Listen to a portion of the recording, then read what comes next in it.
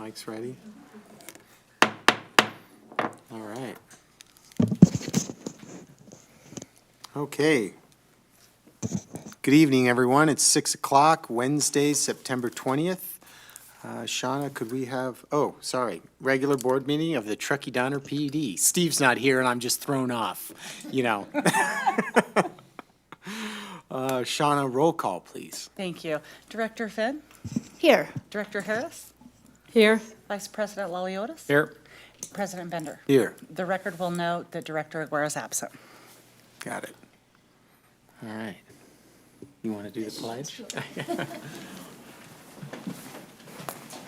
Everyone able to join us for the pledge? Ready? Begin. I pledge allegiance to the flag of the United States of America and to the republic for which it stands, one nation, under God, indivisible, with liberty and justice for all. Thank you, Krista. Okay, any changes to the agenda? President Bender, we do have one change, minor change. Staff would like to request that the workshop item number 10 be moved to the action calendar. There is one of the recommendations, recommendation B, is an action item that requires board consideration and vote. And so the process for this item was agendized and to the public, 72 hours in advance as a minimum. It included the recommendations in the agenda, and the staff had attachments to that staff report. It was improperly classified as a workshop because there is an action item there.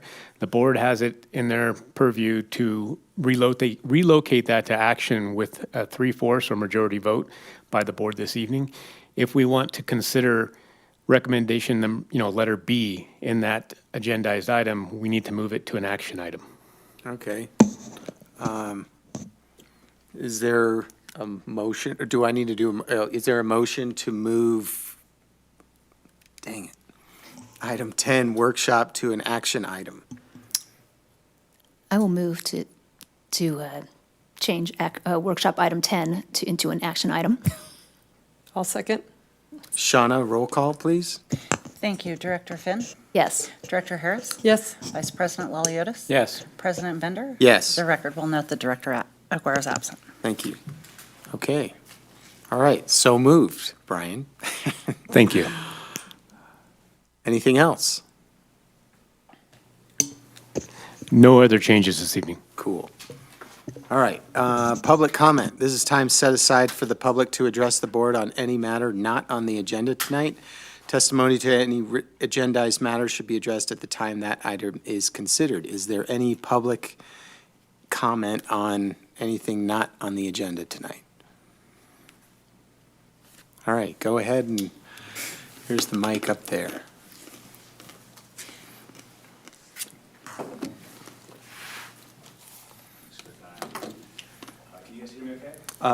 Might want to push the button and, That better? yes. Great. Yeah, so Nate Underwood here from Sierra Meadows. First, want to say thanks to everyone at the utility. Lived a few places in California, and I think reliability, low cost, while being on track for sustainability is pretty rare, unfortunately, in the state. So thanks for everything. And wanted to ask a couple questions. I have a background in energy. I have an EV. I noticed that we have just a fixed rate. I wondered if a time of use rate, an opt-in time of use rate has been considered. And then I wondered if there's any public data on our basic peak, off-peak ballpark energy rates, like if it'd be worth it on behalf of ratepayers to do that. And then lastly, full disclosure here, I work for a company that's in this area, EV.Energy, but I was wondering, I have my EV, if I charge at night, I leave it plugged in starting at 5, I assume our costs are a bit higher now. There's really no way for people to shift their charging to get compensated. So I wondered if that's ever been considered, a vehicle and EV charger telemetrics-based opt-in rate for EV charging. Yeah, so that's it. Well, your timing's pretty good because we are doing our budget workshops. The first one's tonight, then we have a lot more. I think one of them, Mike Salmon mentioned, we're bringing HDR. They did a rate study, electric rate study, And we're going to be talking about that, I think, on the next meeting, Okay. or Yeah, one of love the to be future here. ones. So, yeah, good questions. And we'll make sure we bring that up during those presentations, Okay. even that's though I amazing. don't have the answers right now. So much. I really appreciate it. If it's okay, President Bender, great timing, as President Bender mentioned. Part of our budget process and our integrated resource planning that we're in the process of right now includes a cost of service analysis and a rate structure analysis. One of the scope of works for our consultant is to evaluate and propose for board consideration a time of use rate, an EV charging rate, amongst other structures like EV development and things of that nature. So your question and timing is perfect. It's something we plan to bring over the next couple months. Okay, so I can just keep coming to these meetings, stay engaged? Yes, absolutely. Awesome, thanks. Please, please do. Thank you. Great. Okay, any other public comment? No, Mr. President. All right, thanks. We'll go to director update. We'll start with All Kim right. this time. Thanks, Jeff. I always like to take this opportunity to thank our staff for all your hard work. I know we've been doing all of these community circles, and it takes a lot of time, and I know you've been giving up your evenings and family time to do it. We appreciate all the time and effort you've put into it. And for the people that are not here, the customer service reps, the water crews and electric crews, thank you very much for keeping the lights on and keeping the water going and our customers happy. So I always want to extend my appreciation and gratitude for our staff. Thanks. Thanks. Tony. Just also want to thank staff for the community circles and the board for your attendance at the community circles. And very interesting process. And as Kim mentioned, giving up your time, especially on the weekends with your families, to come out and represent the district. So we really appreciate it. And once again, just a reminder, it is road construction season and everyone should be wearing their patience hats. And at the end of this season, we're gonna have a lot of great improvements on the roads, and so appreciate everyone pitching in and being safe and taking care of everyone out there working. So, thank you. Thanks. Great. Krista. Yeah, along the same lines, thanking staff, thanking the public, and my fellow board members, not just for the community circles this week, but at our last meeting, we, I just really appreciate the quality of that discourse. We were having to have difficult conversations. I'm very just happy that we are able to have those conversations with clarity, honesty, nobody feeling condescended to or attacked or unheard. So I just really appreciate that, and that is specifically to my fellow board members, because we get to do these uncomfortable things. Next, other couple of things I would like to update on was that I attended a CMUA webinar yesterday morning on resilient water is good water, which really the takeaway from that webinar was exactly that. And they talked quite a bit about how to, what sort of systems that other water delivery utilities are looking at to make their water systems more resilient, what sorts of backup systems, and with an eye specifically towards sustainability. So we're talking about panels, we're talking solar panels a lot, battery backup, and then generator backup for the battery backup, so that when the battery falls off to 50%, you recharge the battery with anyways, very interesting. Lots of creativity and lots of stuff going on that front. So water utilities and wastewater utilities, we're all doing the same things, which is really lovely. So that was my report out from that little webinar. Thank you very much. Nice. Yeah, dittos for the community circle, the effort into that. Wow, super impressive. I went to the one on Monday downtown, and looking forward to getting those metrics. And thanks for the shout out for the communication amongst the board. So here we go. Let's keep rolling on that so we can keep talking and doing our work. So nice. All right, that's it. For me, that's it for director updates. So we have one huge consent calendar tonight. Item number 7, looking for a digger derrick.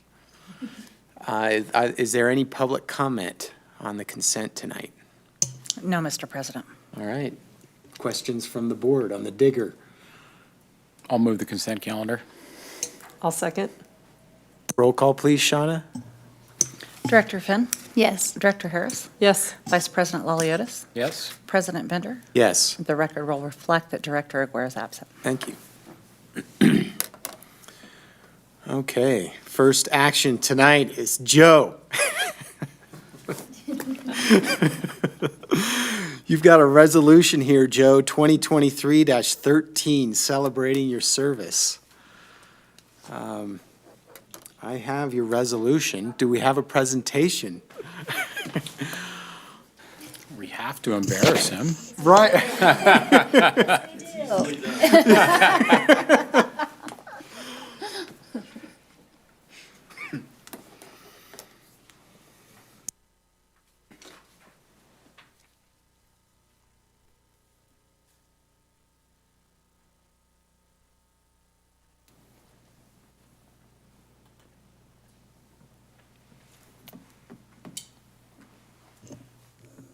All right, this evening, we are celebrating a bittersweet moment. Joe Horvath, after many years of service with the Truckee Donner PUD, has made the decision to retire and take on the next phase of his life with his family and friends. Hopefully, we still have connections and have that collegial relationship moving forward. Joe has done so much for this community, and we have a little presentation this afternoon or this evening in celebration of his service.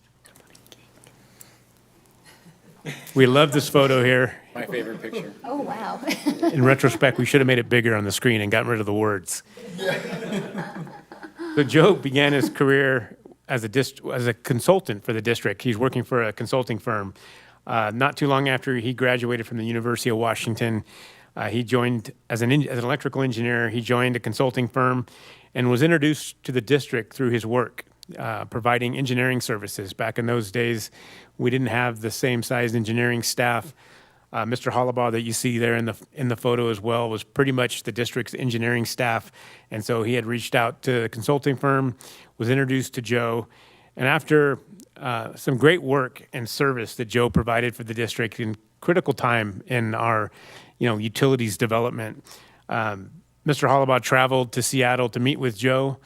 I think this photo is at the Space Needle, where they met for evening dinner and maybe some refreshments. And Steve Hollabaugh was able to convince Joe to come work for the district. And over the course of his career, Joe started as an electric system engineer with us, doing all of the hard work we celebrate now in terms of system reliability, resiliency, the robust engineering standards, all of the work that we celebrate from an engineering perspective.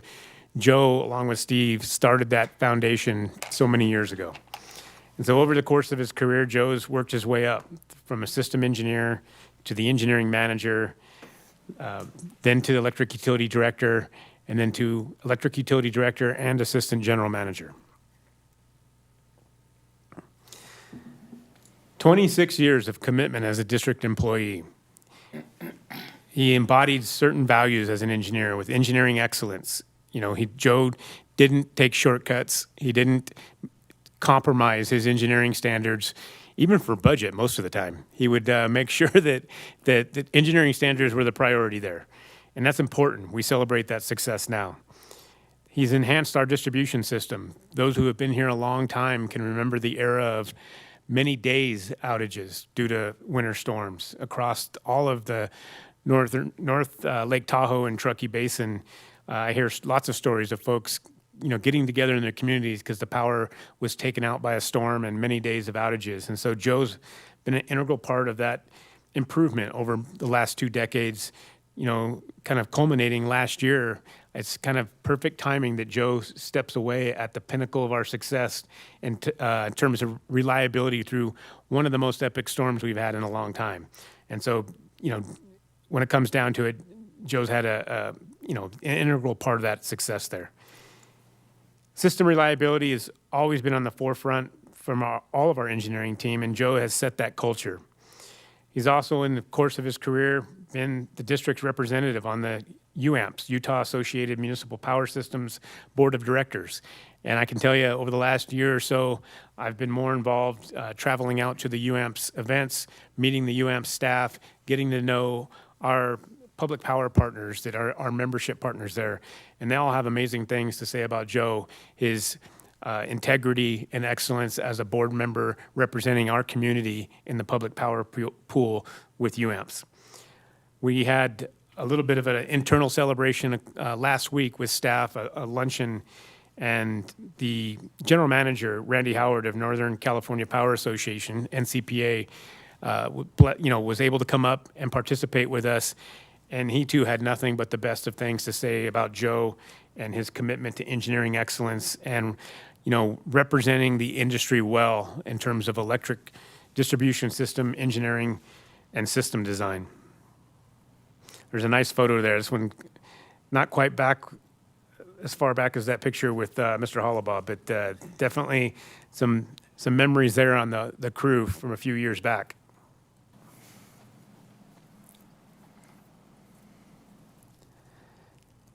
And so the headline here, what's in a standard approach? And, really it's about the standards that Joe has set as our system engineer over the last 26 years. And we've been rewarded with the benefits that brought. The American Public Power Association RP3 Platinum designation is directly a result of the work that Joe and his engineering teams have done over the years. This is a designation that acknowledges the reliability of our system and our investment in the future. And so it includes things like employee development, engineering standard development, but also system reliability. And so Platinum is the ultimate designation there by APPA. Joe's been responsible for a lot of other projects, and I'd like to go through just a few of them here because they've been so important to the success of our organization and our ability to deliver service to our customers. The district's electric SCADA system. Joe essentially was our SCADA engineer also for the electric side, going back many years. The SCADA reliability and fiber communication project in terms of project management, design, and carrying that project forward. What phase are we in now? Phase 6. So over the years, the 65 miles of fiber communication that we discuss a lot in some of our strategic planning, Joe and his team have been responsible for that. I've already mentioned electric distribution system, multiple substation construction and rehabilitation projects. Part of that reliability and resiliency is that Joe's kept our substations on the forefront of technology and reliability. Recently, the district's AMI metering system has really opened the door for our staff and our community to be able to start using metrics and data to do things like time of use rates or energy efficiency programs. We can't really understand or start to tackle some of the energy use challenges unless we really know what our characteristics are, and this project really was important to that. It was also fundamental to the outage management system that we implemented last year. That updated outage management system was a huge success, and it really came on the shoulders of Joe and his engineering team. Infrastructure development, electric rate development, energy procurement contracts, those are all part of Joe's responsibilities as the utility director. And like I said, we're in the position we are now because of him. And then, it shouldn't be lost on us that we're a small system, but there's a lot of infrastructure and assets to be managed and maintained. So 135 miles of overhead, 85 miles of underground, a little over 5,000 utility poles, and 4 substations. Joe's had he's been participating as a district representative in several clean energy projects. We spent the last couple of weeks with the community circles talking about the net carbon reduction initiative coming out of or evolving from our 100% renewable and clean local generation. These projects have been, the contributors to the success of the district's 60% renewable energy portfolio, really anticipating a 70% milestone later on this year or early next year. These projects are here listed: the Horse Butte Wind, Pleasant Valley Wind, Vail Heat Recovery, the TCID, Hydro, City of Murray, Stampede Hydro, really one of our local generation sources there. And then one we've been celebrating for the last few months, the Red Mesa Solar Project. And the note here is that this is really a mutual benefit project. Not only does it bring clean, reliable energy to our community, but it brought revenue and resources and energy to the Navajo tribe. That's a community that's been without power in some cases up until this point. And so it's really impacted their lives as a joint community project between the district, the UAMPS membership, and the Navajo Nation. This is the two hats. We didn't know Joe had this talent. So the left side is Joe, in his normal gear out with a hard hat and clipboard and making sure his reliable engineering and all those standards are being implemented. The picture on the right is actually him on the pole. And so at one of our Hurt Man Rescue events, we have opportunity for staff to go out, have lunch with the line crew, kind of see more intimately what they do. And those who wish to brave the heights of lineman climbing, which Joe did here, looks like he's alongside perhaps Casey there, but demonstrating what he could have been if he hadn't taken the engineering route. Joe said as a young man growing up, one of his dreams was to be the utility director of a public power system. And so he really has achieved his dreams and goals. I think maybe in retirement, it looks like he might be a lineman, so look out. We need them.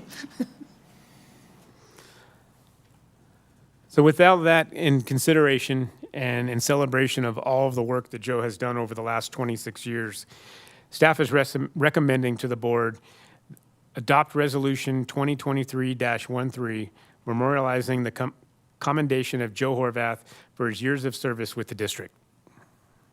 And I'm happy to hand it over to you, President Bender. All right, thank you.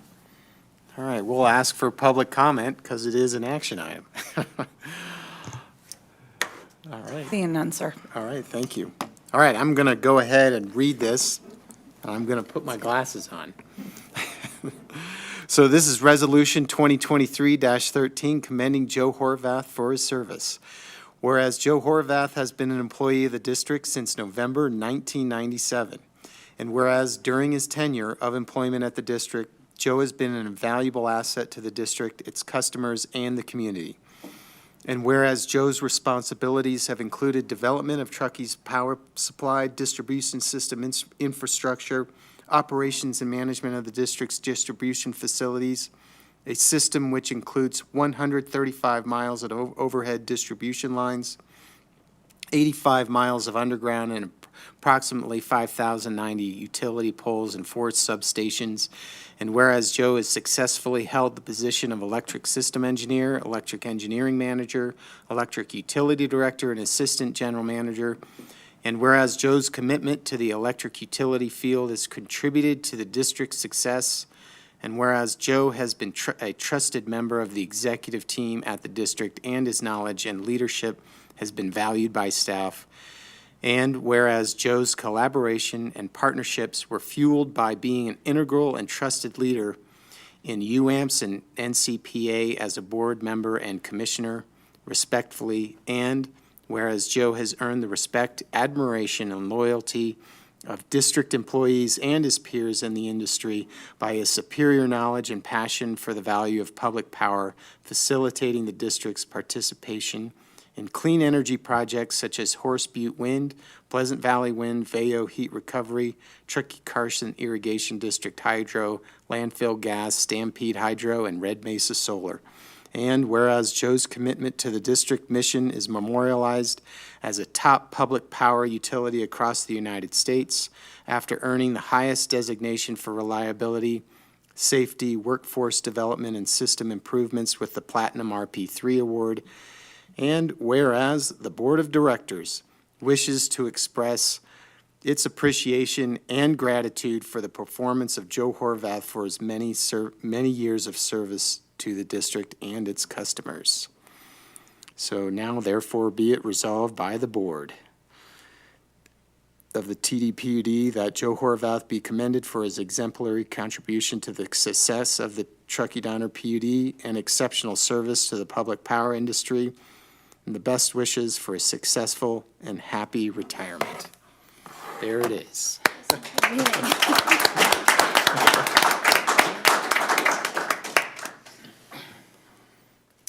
Right? Yes. Speech. Is the microphone on? Yep. Okay. It's hard. I wrote down a few things because I'm afraid I'm going to miss something. So, but it is hard for me to find the words I want to say. Let me begin by saying thank you. The words said about me, Brian, thank you. Thank you, President Bender, for reading the resolution. The words said about me were very generous and kind. But the simple truth is that I've had the privilege to be part of a really amazing team. I'm sorry, I didn't think I'd get through this without a tear. But I've been a part of an amazing team. And we've accomplished all these things together. It has been us together doing these things. I appreciate the board's unwavering support of me and the electric department, the entire district through the years. I will be forever grateful to Brian and Chad and Mike and Scott and Jillian, Stephen Poncelet, and now Jared, the newest member of the team, for their friendship and support and encouragement to me over the years. You are an amazing team, and I will miss you. We all get to be part of some family, and some of us, a blessed few of us, are even get to be part of an amazing work family as well. It has been my privilege to be your colleague over the years. And I will always remember and treasure my time at the district.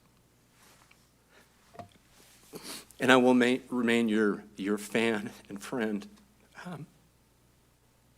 And I know that you will continue to be successful in all that you do because you have each other. Thank you, and God bless.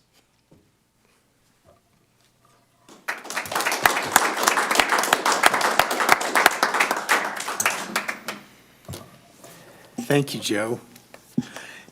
Let's vote on this and then, or, Comments? Do we oh, say- yeah, sorry. I'm sorry, I'm gonna slow by your roll, Joe, so, Director yeah.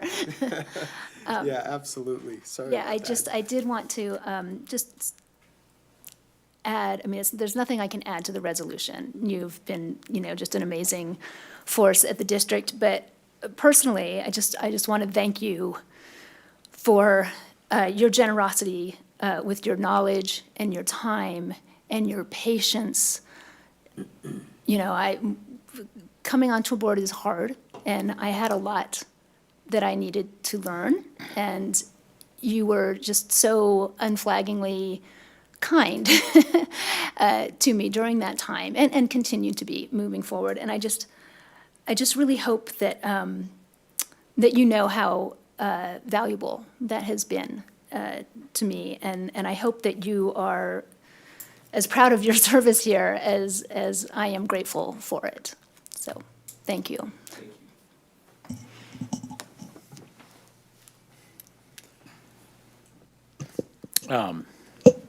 Yeah, there's been so many great things said tonight, and they're all so understated, I agree with Krista, coming on a board, I had no idea what was on the electric side. I knew public utilities, but not the electric industry.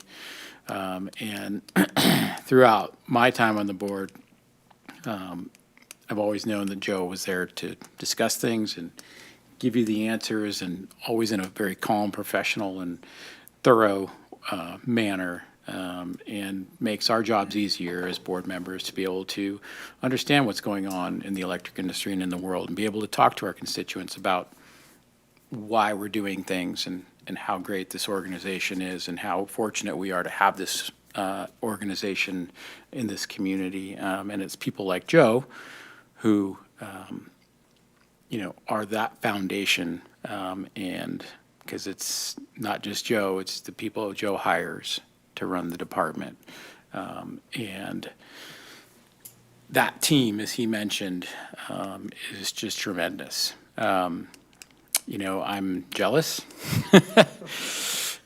And I really, really appreciate everything that Joe has touched has made this place excellent. And the fact that we have brought so much clean energy and so many good projects into this community has everything to do with Joe and his team. And the last thing I want to say is that this district has gone through a pretty significant transition in the last 5 or 6 years, bringing on the idea of culture, of values,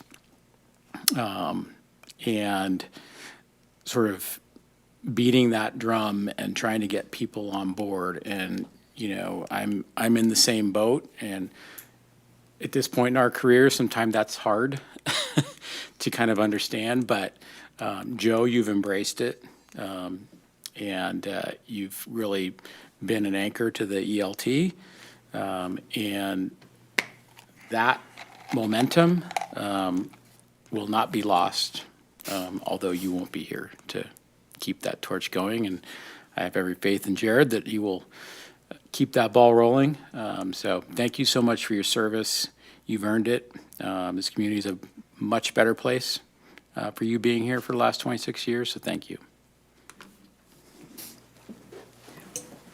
I'll keep mine short.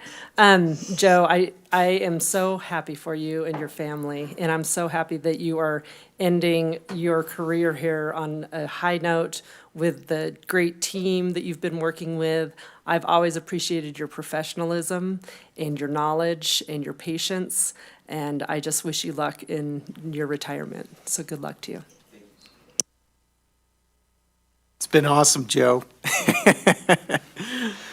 I love being on the board with you, being a part of the team, and gonna miss you. And yeah, so thank you. 26 years.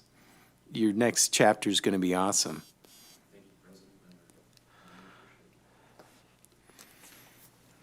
All right.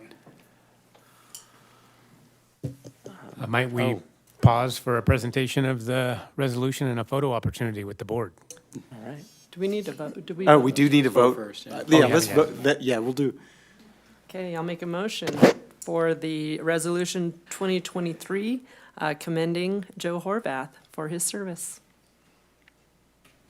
I'll second that motion. I'll second that motion. There we go. Motion and a second. Shauna, roll call. Director Finn, Yes. Director Harris, Yes. Vice President Laliotis. Yes. President Bender. Yes. The record will note that Joe Aguirre is absent. All right. There we go. Lead on, Captain. Hang out with Joe.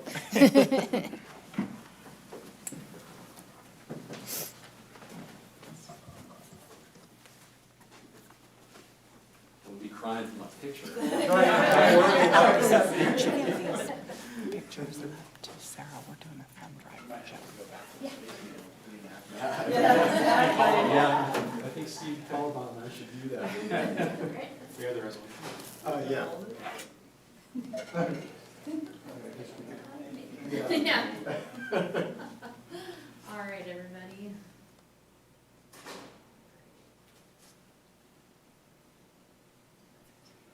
Thank you. President Bender, thank you.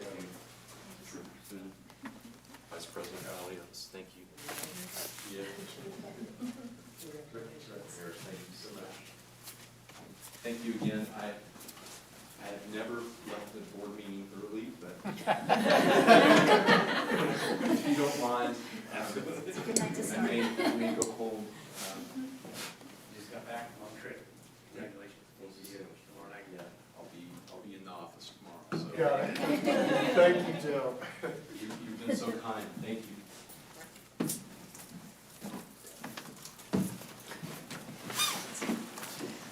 Very good.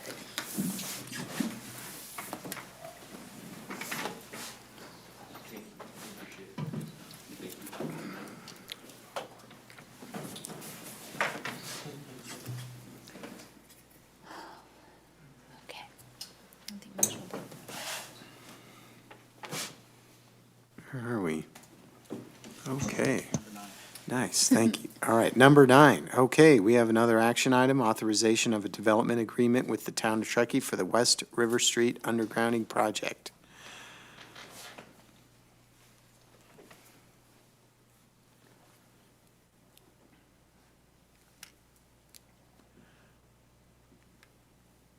Brian, I should be fine on this, right? If I'm within 500 feet of the project with, 500 feet, sir. 500 feet would be your limit to recuse yourself, oh wait, if I'm within, or, within that 500 feet. Where does this go to from specifically? well, they've expanded it to right in front of, The place? yeah. I didn't even think about this. So that's why I'm asking right now. Don't have Steve here. Right. I believe your properties would be within the 500 feet of that undergrounding, so it may be appropriate for recusal here. Okay, and it's a full-on action. It So, is. yeah, I should hang out in the conference room. There's- Yes, sir, you would have to leave the room. Yeah. I got this. You got this. All right. And that's why we have All a right. vice president. Yeah, I'm glad there are gonna be 3. Good. All right, I didn't even think about that. All right. I'll be back. Let me know. We'll try to make it snappy. Yeah. Don't eat all the snacks. Yeah. I can't promise that. So, good evening, Vice President Laliotis, members of the board. Presenting this action item this evening on behalf of Mr. Horvath, who wanted to depart early, and he's earned that. So this is a electric utility project that I'd like to give you a little background on, and there's a board action item here at the end. And so this is the consideration of a development agreement with the town of Truckee for the West River Street undergrounding project. A little bit of background, the town of Truckee this year in 2023, began their West River Streetscape Improvement Project. And this is a broad-reaching project that includes a lot of improvements along West River Street, East River Street.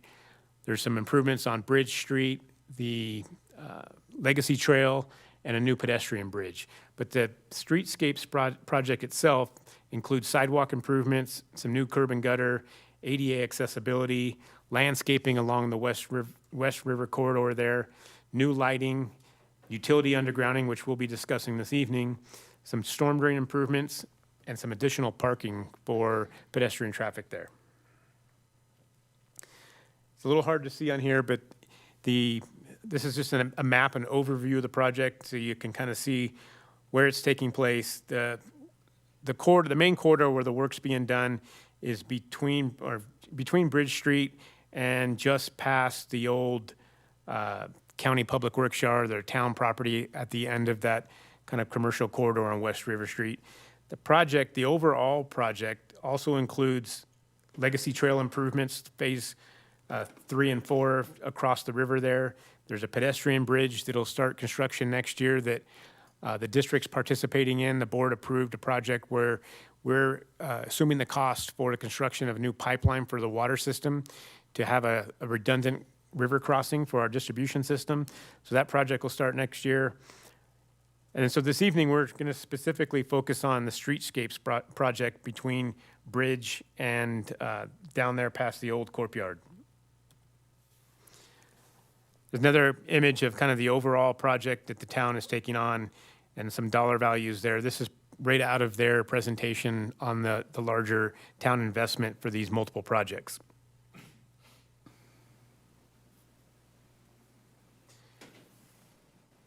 So earlier this year, the town reached out to the Truckee Donner PUD to entertain a partnership for this project between the town and the district, really to ensure that utility infrastructure would accommodate the overall success of the project.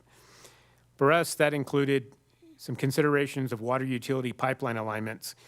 Really they weren't impacted very much at all. There was a couple of little offsets and some new service connections, and maybe a relocation of a hydrant, but it was very minimal in terms of the impact of the overall water distribution system. The streetscape traffic control improvements and the landscaping improvements were more significant in terms of their impact on the electric utility infrastructure. And so really what it's going to require is the undergrounding of existing overhead along West River Street, the intersection where Mill Street and River Street intersect, as well as the Bridge Street intersection, where most of the new traffic control assets will be added. It will require some upgraded utility poles at the extent of the project on each end. And so where you go from overhead to underground, those poles have to be reinforced, a more robust engineering and construction. And then we'll have to upgrade some of the transformer and circuit protections to convert it to underground operations. In recent years, the district has partnered with similar projects with the town of Truckee. The ones that have been most recently, the Envision DPR that was a few years back. Last year or 2 years ago, the new roundabout at I-80 and Donner Pass Road over here at the entrance to the Donner Lake subdivision. And then last year, the Church Street Extension Project, the one out by the rail yard loop. All of those involves the undergrounding of existing overhead, and really it was an opportunity to identify mutual public benefits and cost-sharing opportunities. Generally speaking, the cost distribution is that the town assumes the responsibility for civil infrastructure improvements. This means the excavation, the installation of conduits, vaults, boxes, any of the civil kind of hard construction components of the projects the town takes on. And the district assumes the cost or responsibilities for the replacement of the actual electric utility assets. These are the conductors, the cables, the transformers, the switches, and the labor of the linemen to do that. Really, this helps in terms of a mutual partnership, kind of the town and their engineering departments and their construction crews focusing on what they do best and the utility focusing on what we do best.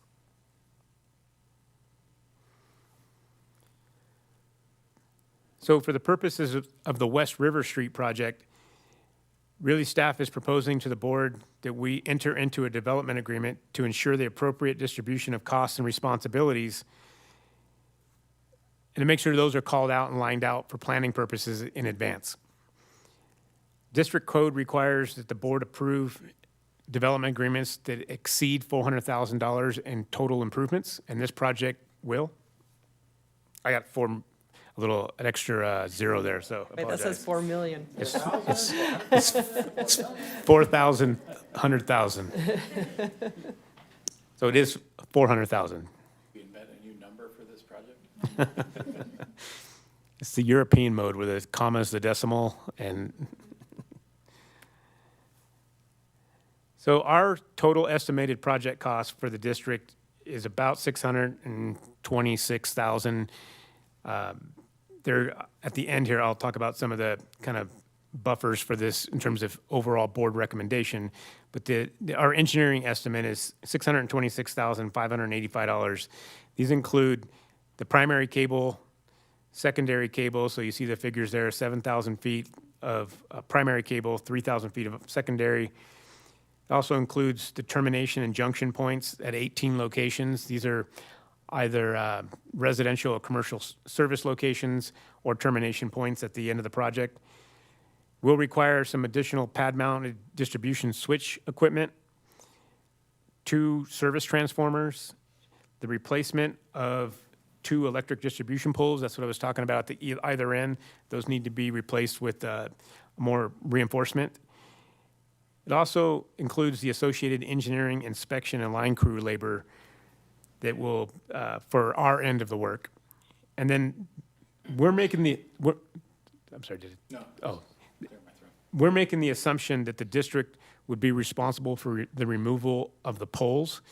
This cost estimate includes the removal of our overhead electric facilities, but also the poles. And I'll get to that in a minute in terms of how the JPA, the Joint Pole Agreement, works with the other utilities. Here's a map overview of our service territory that's impacted. The yellow area is actual sections that will be undergrounded, so you can see a little segment going down onto Mill and Riverside Drive. That's to help with the accommodation of the town's proposed park and interactive space right there. Just past the end of Riverside Drive is where the pedestrian bridge will come across from the south side of the river into a new community space and park area. And so we're doing some undergrounding work there as well. The area highlighted in green, just for point of reference, is the property owned by Union Pacific Railroad. And that's really the kind of why we have to enter into a couple of agreements. One, a development agreement with the town, and one with a licensing agreement to complete undergrounding on railroad-owned property.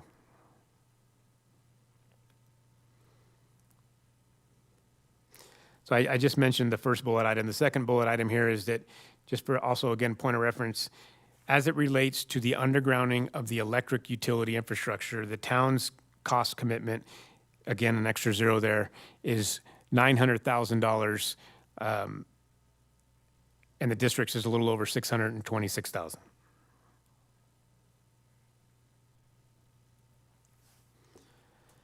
So as it relates to the development agreement itself, this is a significant portion of this undergrounding corridor resides within railroad-owned property. And so what a lot of people don't realize is that a big section of West River Street itself is actually overlying railroad-owned property. So it's not public right-of-way.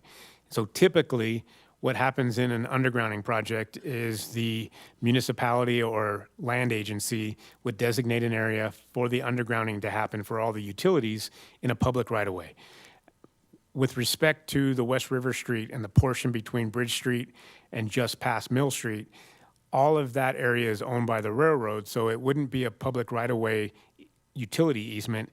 It would have to be a licensing agreement with UPRR to have access to that underground corridor. And so we've had a lot of discussions with the town, with the other utilities that are also on the overhead poles there, on what that would look like. And so the town, ourselves, and stakeholders had some negotiations with UPRR and really have negotiated that cost of that easement down significantly. It started in the $1 million range, and it kind of arrived at the end, the total cost of all the utilities under the $300,000 mark. So great negotiating, kind of collaborative effort. Thank you for the UPRR for working with us and all of the agencies. With that being said, the approach is that the undergrounding corridor is going to be a joint trench. And so that's kind of efficiencies of space and work and labor. And so they've identified a location along the West River Street corridor to install all of the overhead assets underground. And our approach to, proportionally allocate the cost of that licensing agreement is based on the total linear feet of conduit for each utility and the size. So basically, proportionally identifying what each will occupy in that licensed corridor. And so the breakdown is that the PUD would be around 52%, AT&T 37%, and cable, which is Altice, Optimum, Suddenlink, whatever term you want to use for them, 11%. And so the 52% share for the PUD is just under $130,000 there. And that's a one-time fee.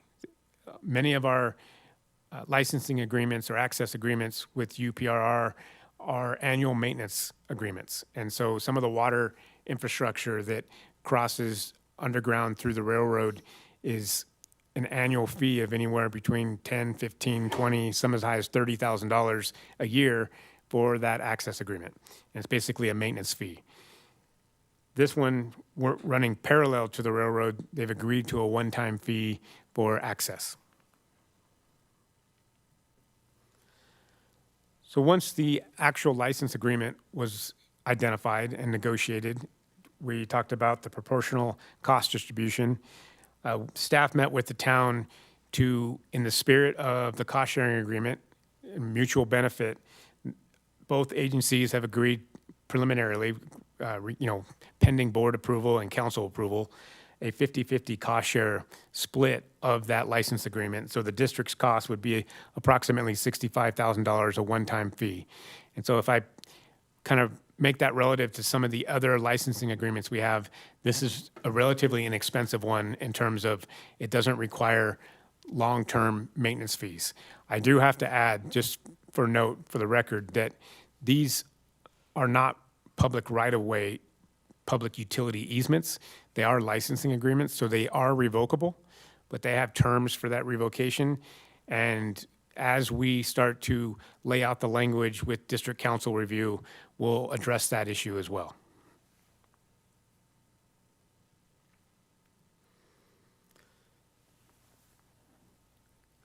Just kind of an informational slide here. This is the tentative construction schedule. There's a couple of projects here that we are participating with as partners and kind of co-participants. The Legacy Trail Phase 4 includes the portion of property a few years back. The board gave authorization for the district to offer an easement for the trail crossing our property above the hilltop property up there.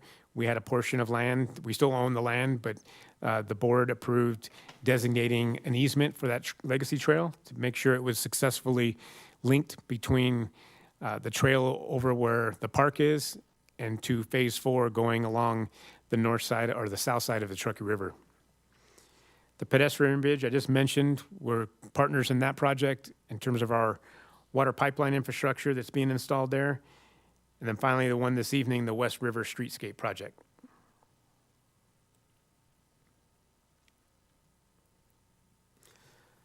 The fiscal impact to the district, this project was not budgeted in our fiscal year 23 electric utility budget. And that was really driven by the fact that we weren't aware of it in terms of the timing that it was going to be happening this quickly. We were approached early this year. Our engineering team did a great job of responding quickly and spending a lot of time in terms of providing the design and engineering standards for this project. And it was really, our efforts were elevated to help assist to ensure this project was executed in a timely manner.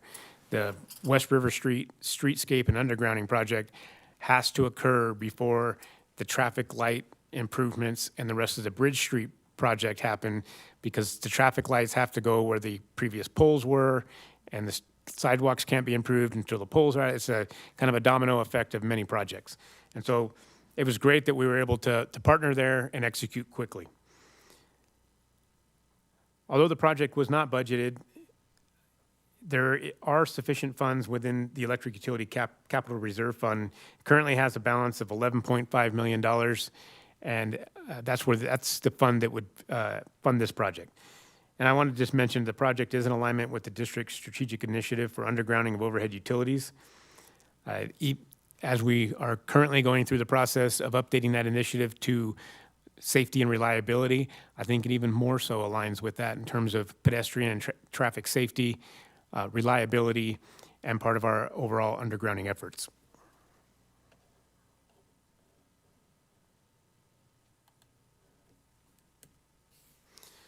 So there's a couple of lengthy recommendations here.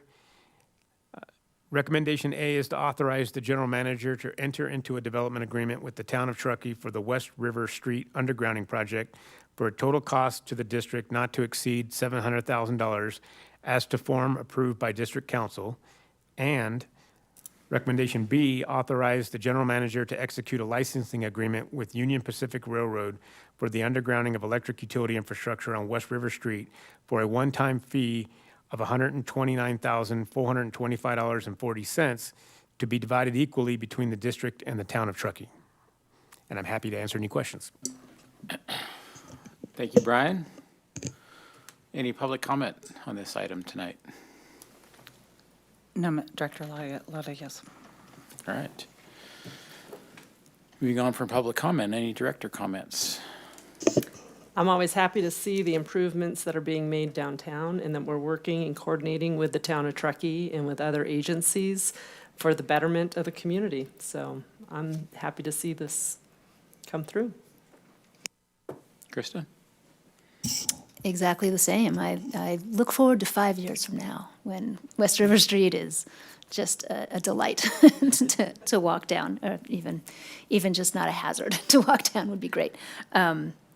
Yeah, and I hadn't even thought about the safety, public safety element of getting rid of the poles, because very often the outages in my neighborhood are caused by people running into poles. So remove the poles, they can go, I don't even know, straight into the river, I guess. But I guess that's I don't know. Anyhow, I look forward to this all being done, and yes, absolutely, I approve of all of these relationships and partnerships and moving forward. All right. I actually think the pole in front of the old Corp Yard was hit about, what, 4, 5, 6 years ago? Because I told Michael Hawley, I'm like, that thing is so close to the road. Anyway, so that one is going away. So, but to echo both of our other directors' comments, really appreciate the partnerships we've developed with the town on these projects, and that we can come together and provide value to the community. And I really appreciate the district, participating, and the staff participating, and our own line crews, and, sort of everyone involved in getting this project done, and the town being willing to work with us on costs. And even huge kudos to whoever was negotiating with the railroad, because I've heard that that's been a nightmare. But we're really happy that we've gotten to this point, and that we have this licensing agreement on the table, and so. The other thing is, Brian, your cost estimate, or the costs for this project are only supporting your cost estimates in the strategic initiative for undergrounding. Because it is expensive to underground, but well worth it to create community spaces and, and safer modes of travel for vehicles, pedestrians, bikes, whatever. So, thank you. We have a recommendation on Sure, I'll make a motion to authorize general manager to enter into a development agreement with the town of Truckee for the West River Street undergrounding project for a total cost to the district not to exceed $700,000, there's no extra zeros, as to form approved by district council. And B, authorize general manager to execute a licensing agreement with Union Pacific Railroad for the undergrounding of electric utility infrastructure on West River Street for a one-time fee of $129,425.40 to be divided equally between the district and the town of Truckee. I will second that motion. All right. Motion and a second. Shauna, roll call, please. Thank you, Director Finn. Yes. Director Harris. Yes. Vice President Laliotis. Yes. The record will reflect Director Aguirre is absent and President Bender recused for financial reasons. And was not present. And is not present, sir. Yes. All right.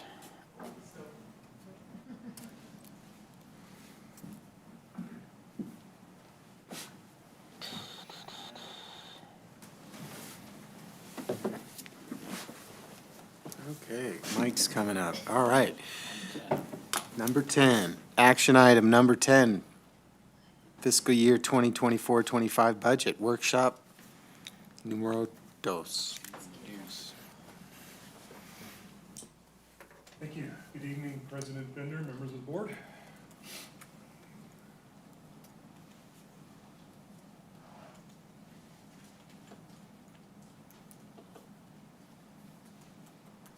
So for this second workshop, I'm going to briefly touch on the budget timeline. I'm going to go through some assumptions which we covered in the first workshop, but I'm going to give you an update on those items and a few other items of update. And then specifically, we're going to talk in detail the purchase power, which was planned to be discussed here in the workshop number 2, capital expenditures, and personnel update as far as budget planning goes. And anything else the board would like to know?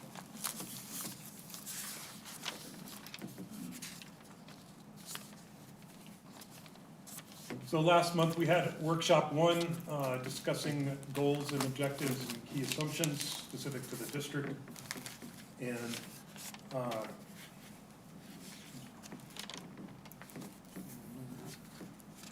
And we, tonight is the second workshop, and then we have another workshop scheduled on October 18th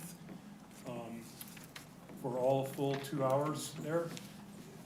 It's a big agenda item on the 18th, and then a public hearing on the 1st, as well as potential approval of the budget for 24 and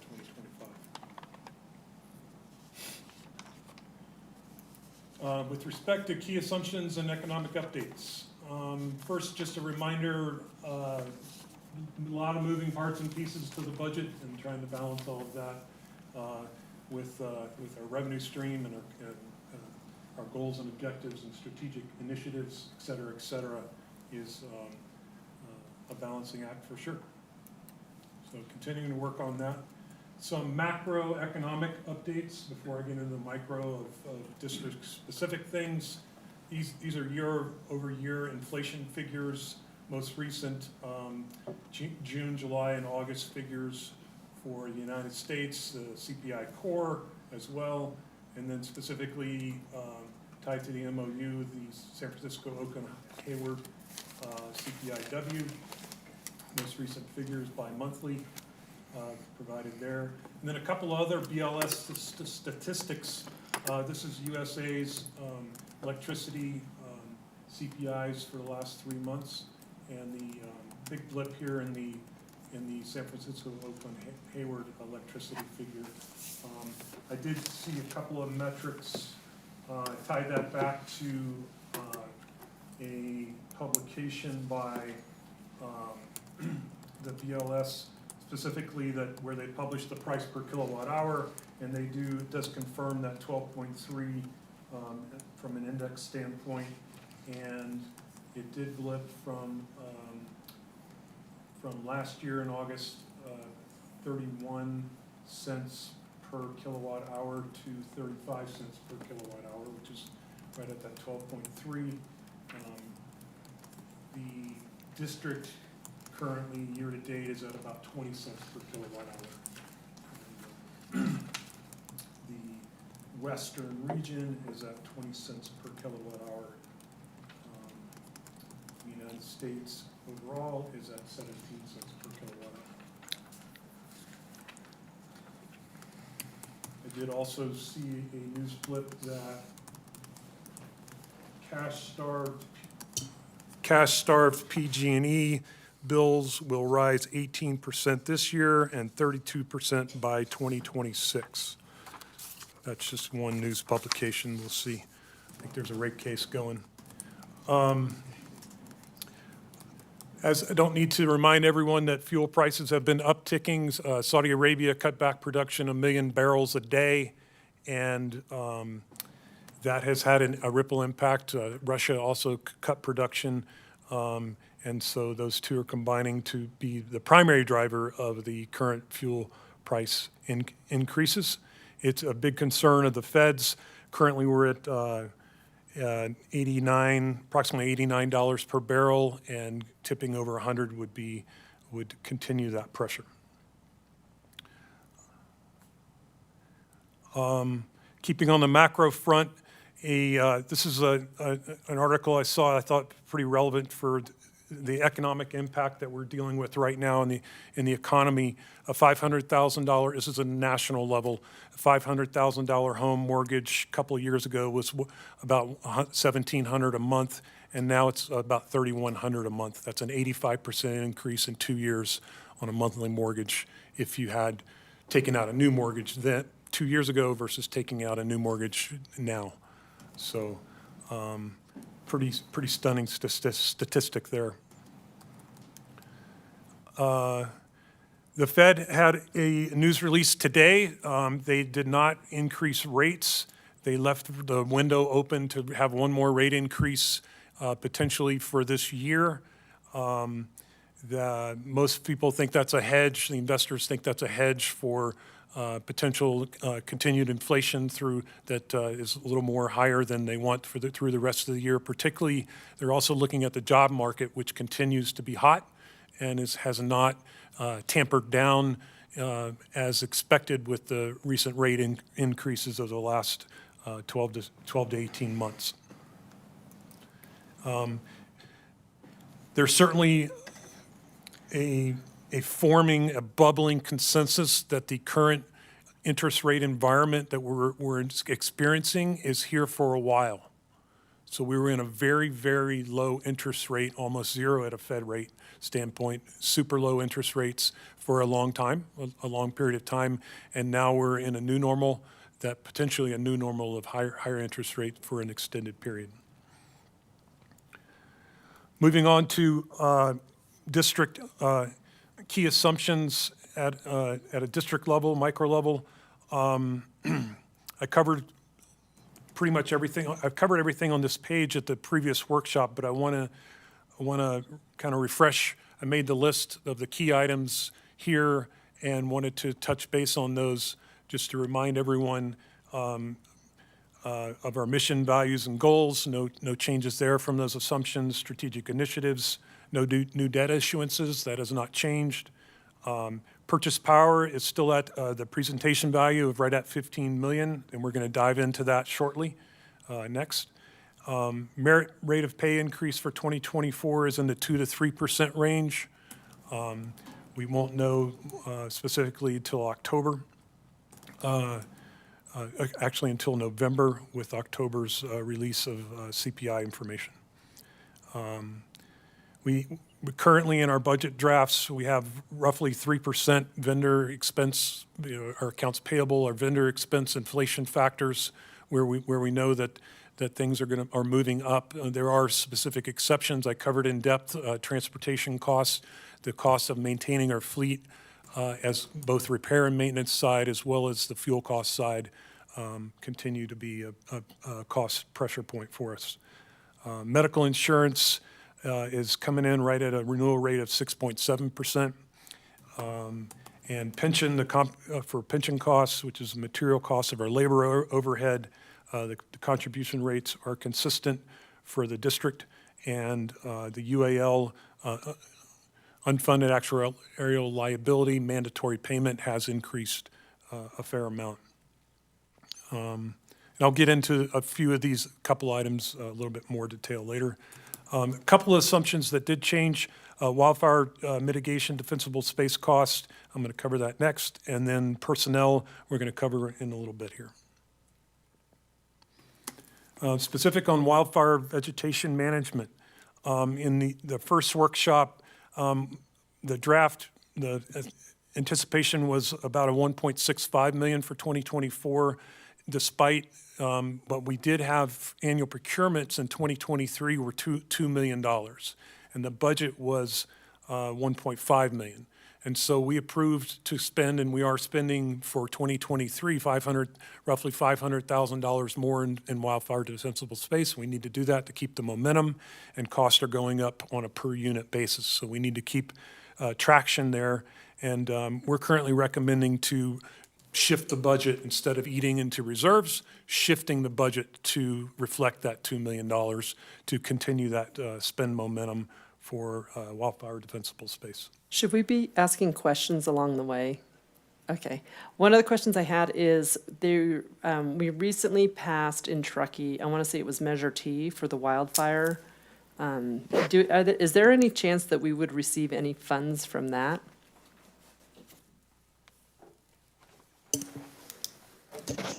Not that I'm aware of. I do not believe there is a component of that Measure T funding that would be directed to our regulatory obligation for line clearing.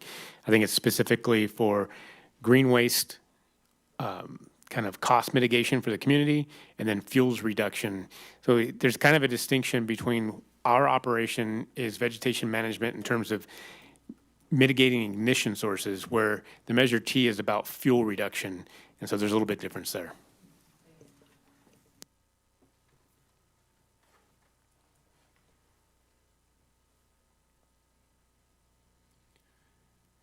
And so thank you for that question. And that it's $420,000 B2B, and that would be approximately a 1.3% impact on rates. And again, we approved that level in our procurements for 2023, so it's going to eat into our operating reserves if we don't budget for that and include it in rates. All right, so that's an update on the key assumptions. Now diving into purchase power, I'd like to turn it over to Joe Horvath.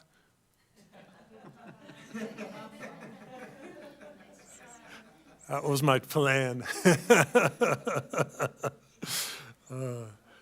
Catch him. His last hurrah. So a lot of moving parts and pieces in the details of purchase power. It's a very important assumption. One of the fundamental items is how many customers we're going to serve. We need to know that answer. And so this is our budgeted number of customers for electric. I included water on here, but we're talking purchase power, so it's more specific to electric. But 0.5% growth for 2024 and 2025. And that's the same for both electric and water. That's the same the last 3 budget cycles. We've used 0.5 customer growth rate. In the out years in the financial master plan, we have up that to about 1% for electric and 0.8 for water.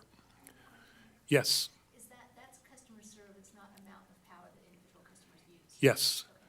That's the next slide. Thank you for that. Yes, I will head there next. And I use the word customers, I mean accounts, it's meters, I'm talking meters specifically. Build accounts.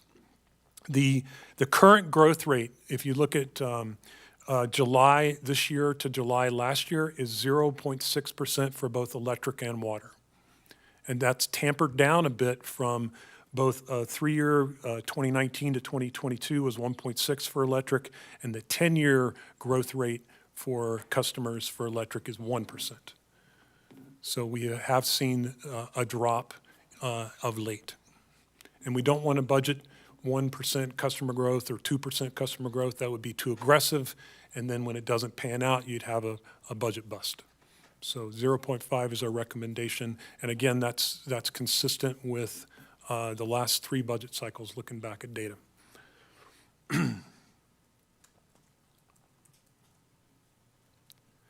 So how much electricity is each one of those customers going to procure from the district?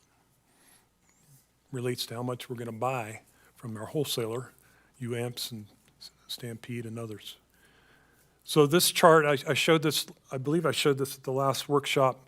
On the left is January, left side of the page here is January through May, red dots being 2023, and then 4 years prior, average billed kilowatt hours per account per month. And you'll see the red dots stick out pretty exponentially, and that's attributed primarily to a record winter, and a cold winter. Not just a snowy winter, but also a cold winter. I'll work on getting the stat for those temps. That would be good to have.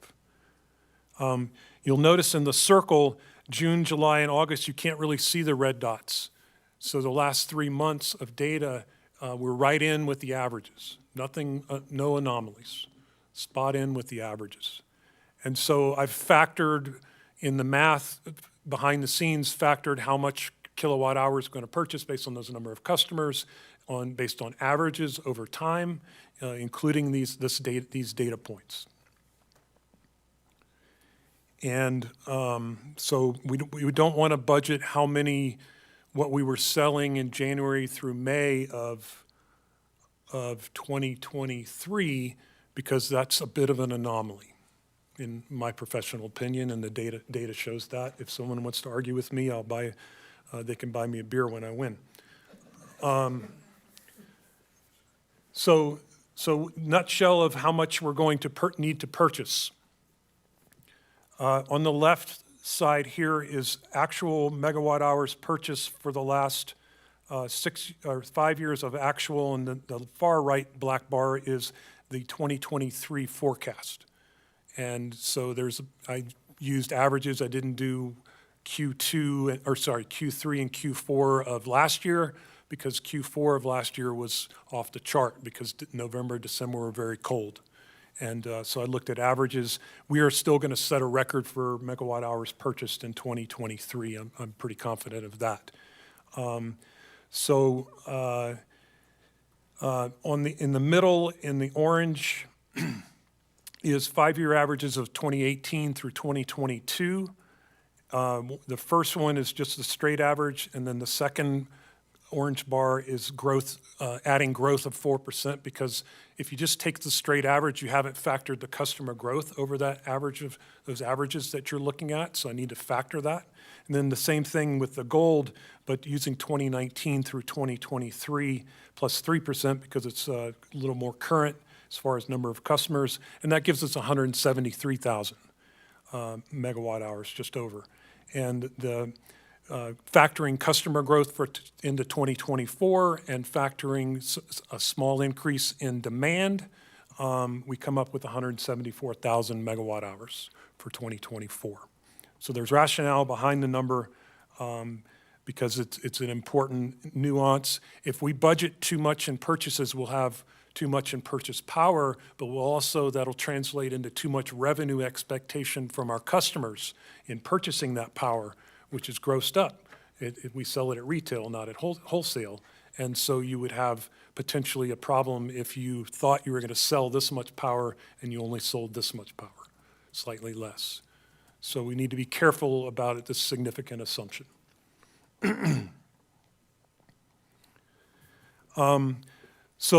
So we've got number of customers, how much megawatt hours are going to purchase average per customer, and then what is that megawatt hour going to cost? Well, it depends on our source, and that's what this information on this page here is.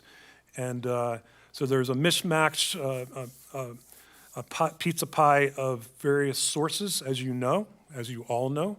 I have coordinated this entire information on this page was coordinated in depth with Joe Horvath, as well as we talked to UAMPS for some consultation on specific items, as well as a transmission cost estimate.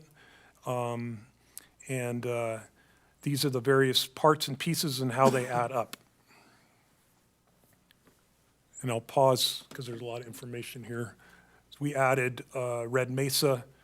I triple-checked a couple of these figures today in reviewing this presentation with others. There was a couple questions on this page. I've triple-checked pretty much every number on this page for a budget expectation. Some of these volumes are the estimates from UAMP's budget, because they're the supplier of our energy, and they have an expectation of what those supply sources are going to be. Mike, is the row that says UAMPS net total, 157,650, is that the total of all of those individual resources? Yes, sir. Okay, thank you. So our pool resource is roughly 9% of that total? Okay. From a budget perspective, yes. perspective. How this plays out in actual, I defer to Jared. Good luck. But so just curious, how do we develop those estimates? Or Yeah, I does looked at UAMPS a lot of 3-year averages, but then I had to adjust for Red Mesa, and we looked at UAMPS. UAMPS has a budget for all of these scheduled sources and how much they're going to provide to districts, so we looked at their budget to help for guidance as well. Okay, thank you. And the costs vary here dramatically, depending on what natural gas does, depending on whether the wind blows, right? If there's not much wind, our Horse Butte costs go up per megawatt hour, go up dramatically.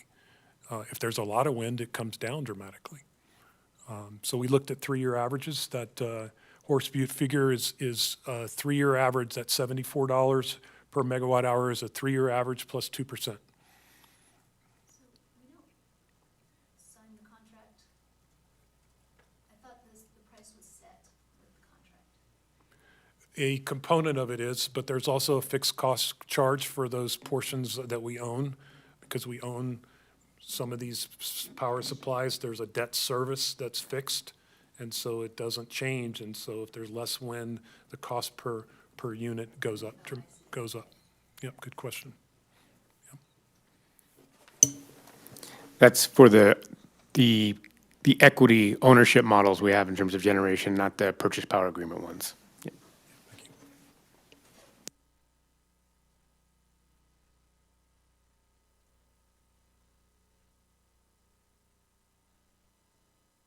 So this purchase power estimate for 2024, it represents about an $800,000 increase B2B from budget 2023 to budget 2024.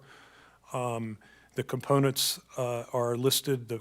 There's a volume increase in expectation, and then there's also a cost increase of 4.4, and the breakdown of that 4.4 is on the right as far as the components. These are estimates. For example, Stampede is currently under negotiation with WAPA, and so our current guidance of what that impact's going to be with the new price for Stampede power is going to go up a fair amount because it's a really good deal right now. But the net effect is almost $86 per megawatt hour all in, compared to $82 all in the budget for 2023.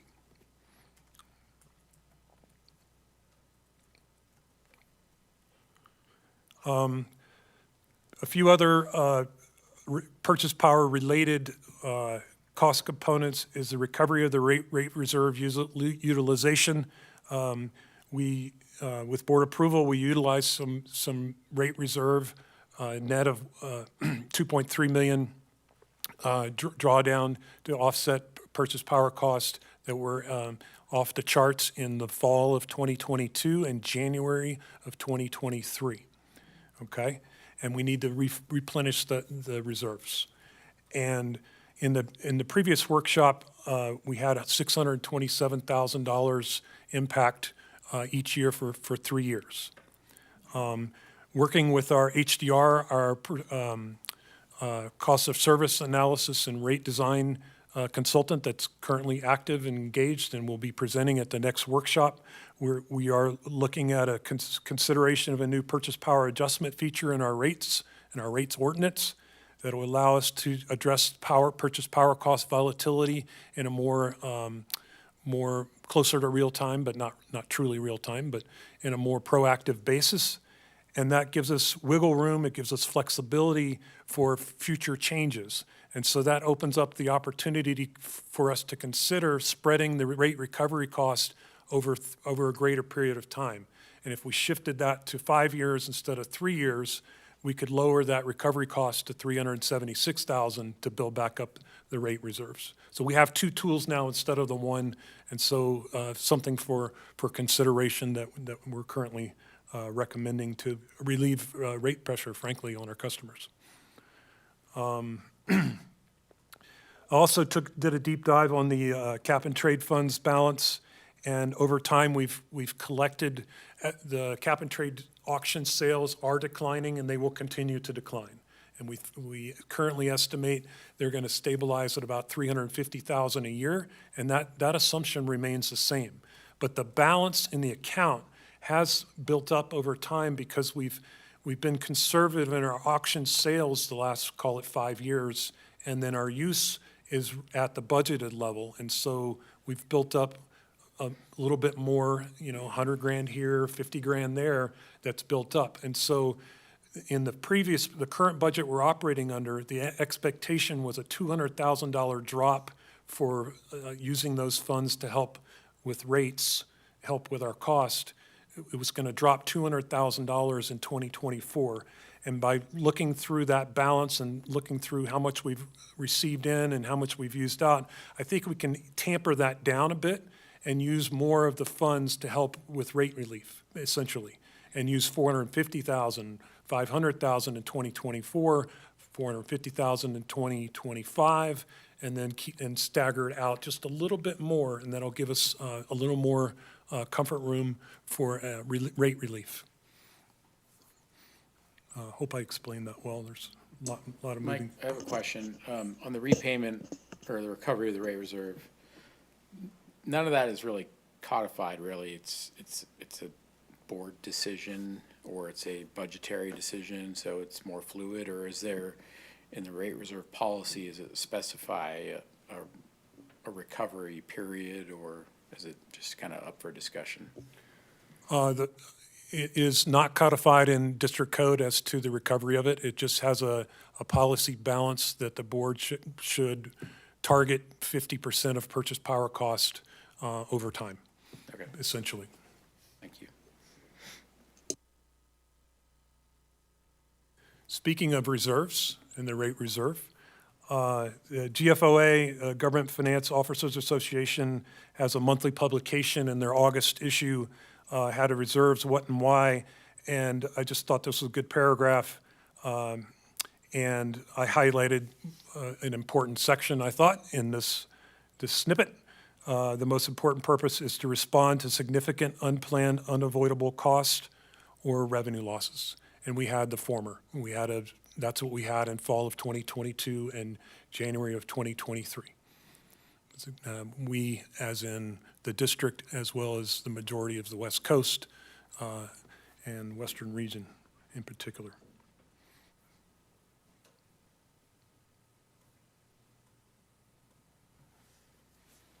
So I went through a fair amount of information. This summarizes what we talked about, and I presented previous workshop and workshop 2. The net total is a little over 1.4 million and has an approximate rate impact of 4.4%.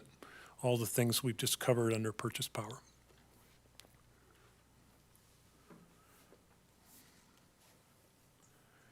So that's purchase power. Oh, great. The next agenda topic for this agenda item was capital expenditures. As you know, both the electric and water utilities have 10-year capital improvement plans, and we did an exhaustive update of the water one during the previous budget cycle, and in the 24-25 period, there's a financial capital improvement plan. I've forgotten the exact terminology, but for electric, there's a more robust study that will be performed and update that plan. It's required under district code to update that I believe every 3 years. And so that is a line item in our expenses for electric to perform that study. So we have updated the CIP plans from last budget cycle to more current information for both electric and water. And system-specific, 82 million for electric, 81 million for water over the next 10 years.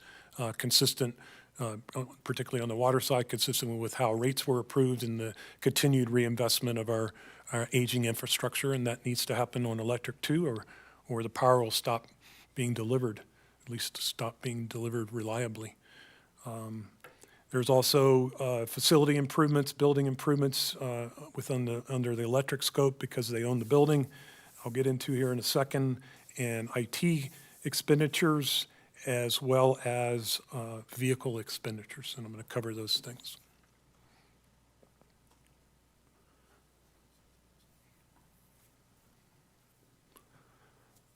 So this is a sub-summary of electric information. The 14.7 in 2024, I'll be covering here in a second, the schedule. And and 24 million jumps up quite a bit in 2025. Thank you. That includes facility purchases for building, land and/or building capital improvements that I'll show here in a second. And for water, I have a detailed schedule as well. This 2024 figure is a little on the lighter side compared to the last 2 years for water. It's more a planning year. We're spending a lot of money. I don't have the figure in front of me, or I do, but it's buried here. But it's substantial. Chad, you're doing a good job this year of spending those As you know, we issued debt, and Chad and his team are doing a wonderful job of reinvesting those funds in infrastructure improvements. When do we have to spend the funds by? July of 2025. And water is pretty much done.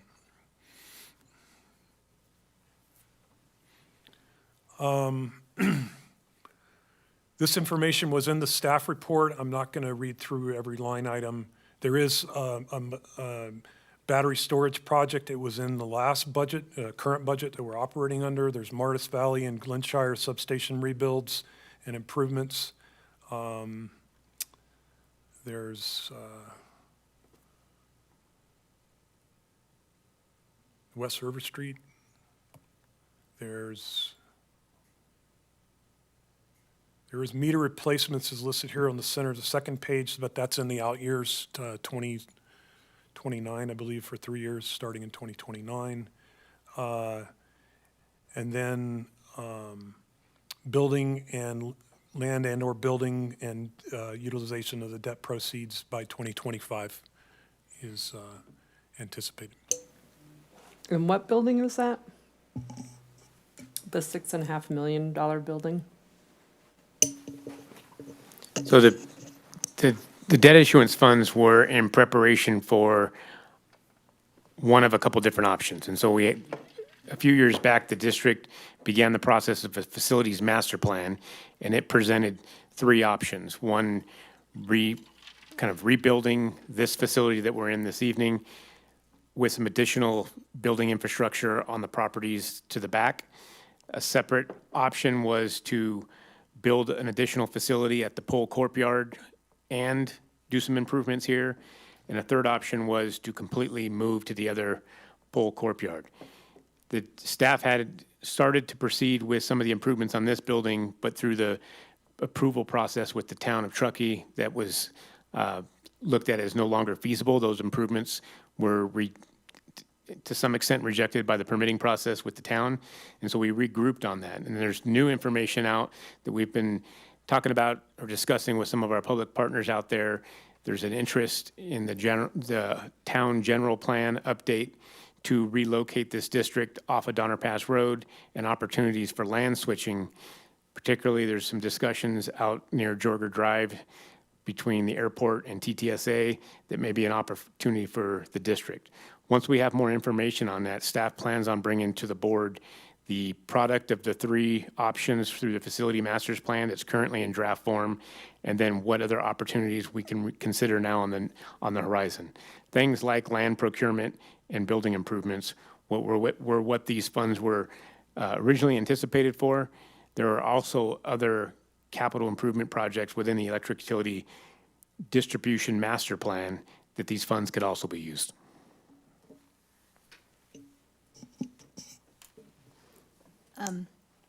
This is the first time I've noticed a battery storage, $9 million, potentially over 10 years, I believe that was. So I'll be interested to hear more of that as it comes before us.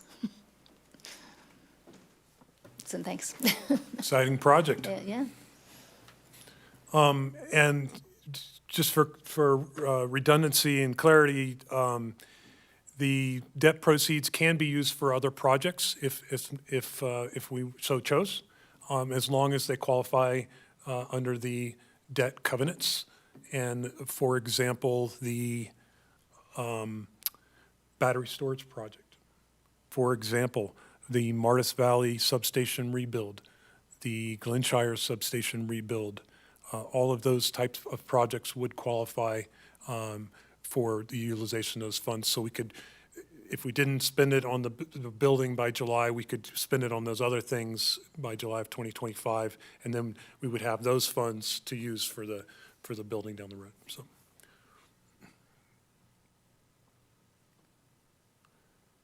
This is a summary page of the water capital projects, water system-specific capital projects in 2020, well, the 10-year total, and then the 24 and 2025 figures.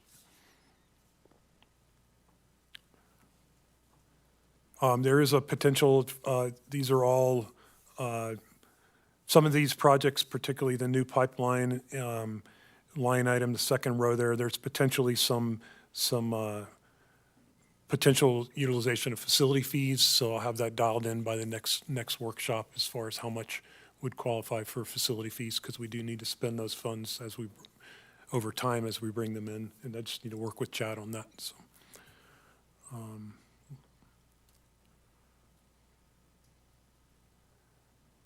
information technology capital projects. This is the 10-year capital plan, right at 700,000 a year average, 7 million for the 10-year period.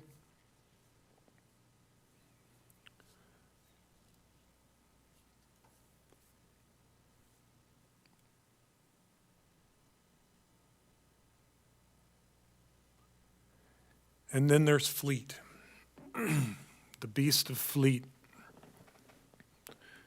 First thing I'd like to point out here is the 2024 expenditures for electric and water are 1.5 million and 800,000 respectively. That's not all new vehicles or replacing old stuff, all in 2024. This is the highlighted yellow ones we've already approved. And some of that was in 2021, 2022, and 2023. They're finally going to get delivered and cost charged in 2024. That's what those yellow highlights are. So, one exception edit that I'll make as of this morning is the leak trailer, I understand, was delivered today. So I will revise and update this. Yeah, it's a big woo-hoo for sure. And it's beautiful. So that's a replacement there. And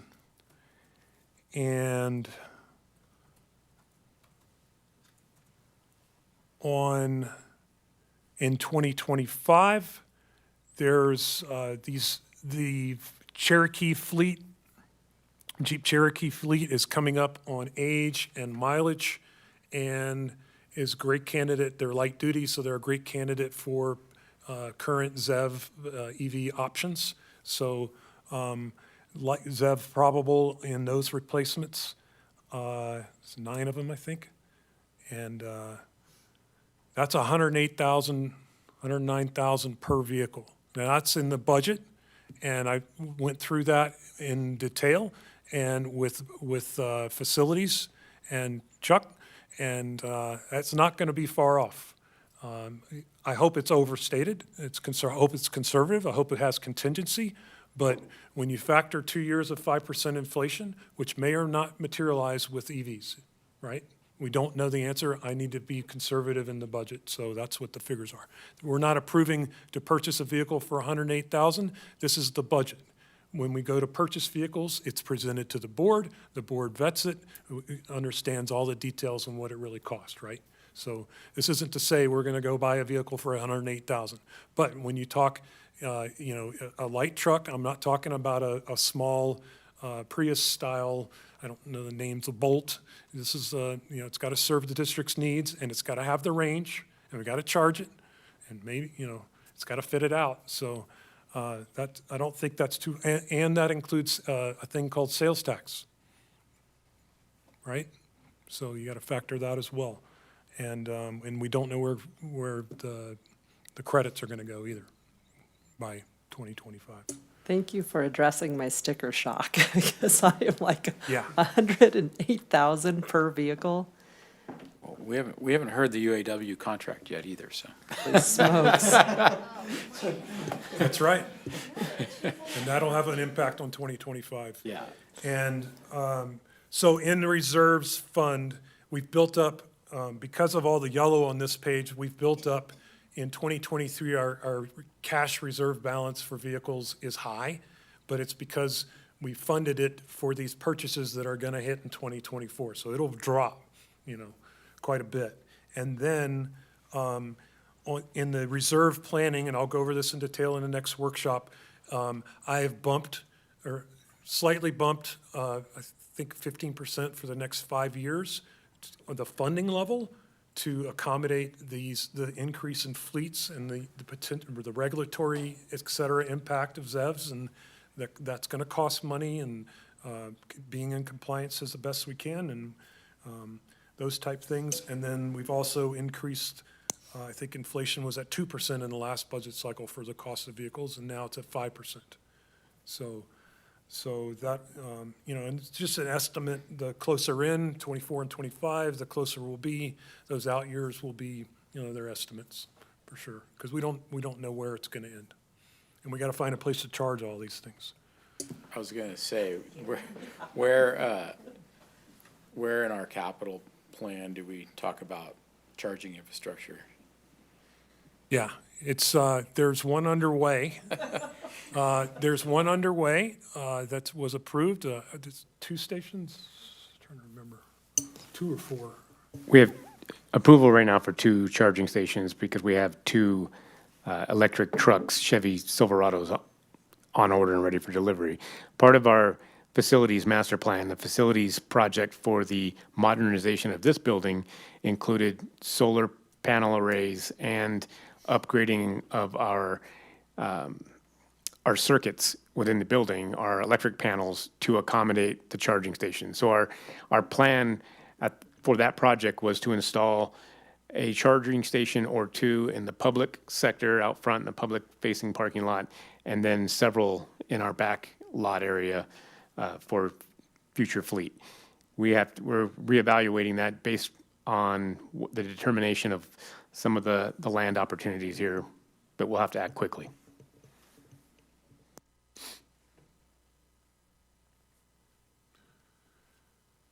All right, that's capital expenditures. The next agenda topic was personnel.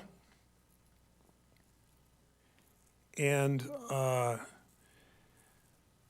these are the full-time equivalents, headcounts for full-time equivalents.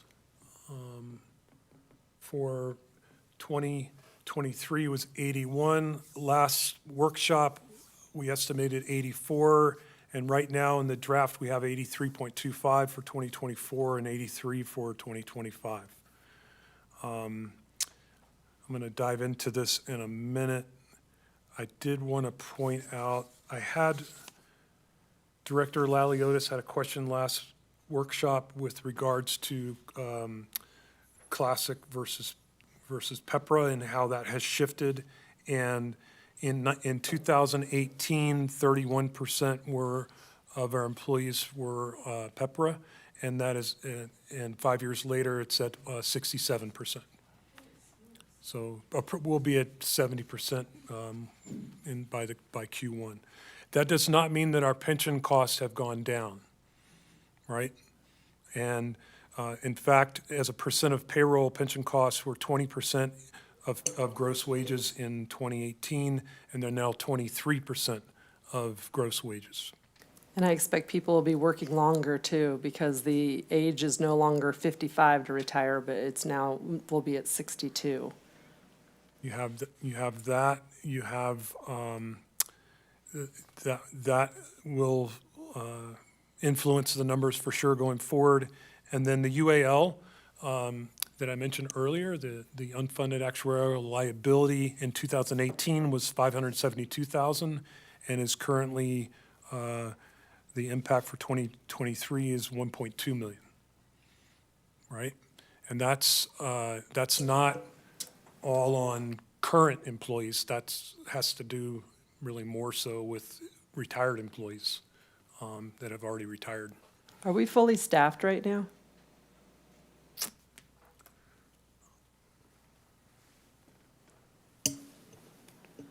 I don't believe, I believe we have a few positions open right now. One, yeah, those are being prepared for internal posting now, see if there's any shifts, and then they'll go out. So right now, we're at 79 employees. Gotcha. And Yeah, then are we there. are we also still hiring the engineering consultants? I know that there was a time there when we were kind of working with lots of projects, but not enough engineering to kind of work those projects. So we had engineering consultants kind of assist us with carrying those projects forward? Or is that still the case? Yeah, it essentially has always been the case. We've utilized engineering services for particularly larger projects where our staff may not have the capacity, or sometimes the project may not have the technical skills for it. So example, our water pump stations, our engineering team is a civil and distribution system engineering team for water side. And so some of those mechanical buildings, pump stations require outside services.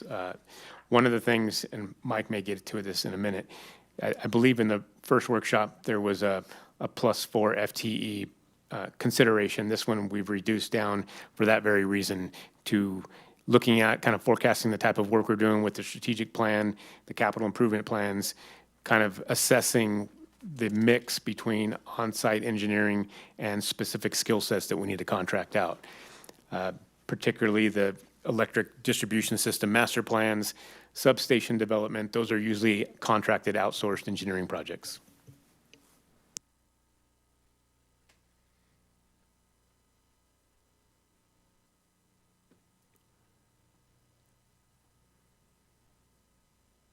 So personnel changes in detail, the .25 on the 2022, 2024 figure, excuse me, has the attrition of an electrician position that's potentially going to, or is estimated to end at the end of Q1 of 2024. So that's the .25, not backfilling that. And then the two additions currently in the draft are resource increases, has a $413,000 impact, and that's for an IT network administrator and in admin, a management analyst position. Other resource asks, as Brian alluded to, are I wouldn't say immense, but they're numerous. And so vetting that is a art and a science all in one, and it takes time, and we continue to evaluate that. But there's no one right answer as far as what the true priorities are and how we get there. But we're trying our best. And then resource adjustments has an $80,000 impact, and that's fully loaded. Would be 2 range reclassifications, an IT network administrator to senior network administrator, a data analyst to business intelligence developer, and then 1 position change, electric meter reader position changing to defensible space vegetation management manager. Would that position still be in the union? So you're going to take it out of the union and make it a management position, is what I hear. Gotcha. Does the union know that? Good. It's not a negotiation. So under the classification of the employees, the responsibilities would elevate that position. The responsibilities and job description of that position would elevate it out of the classification as represented by the union membership.